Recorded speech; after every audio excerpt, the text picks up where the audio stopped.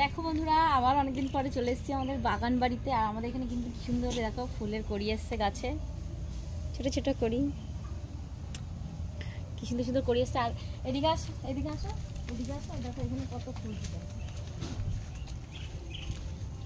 এই দেখো কত সুন্দর ফুল। এই একটা আছে, এই একটা আছে, কালার কিন্তু আলাদা, দেখেছিস?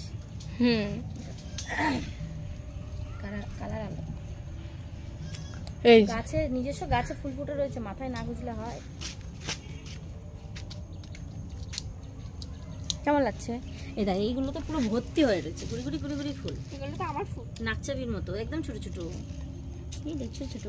এই দেখ এখানে আরো আছে, এখানে এখানে একটা কড়ি হয়ে রয়েছে। এই দেখ এখানে একটা কড়ি হয়ে রয়েছে।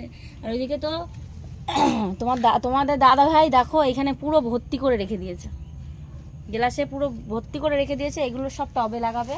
আর এই দেখো এটা একটা ঝাউ গাছ, কত বড় হয়ে গেছে।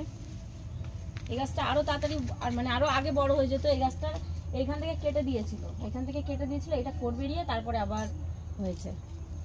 তো চলে এসেছি আমাদের বাগান বাড়িতে, সব রান্নাবান্না হবে, গুছাবো।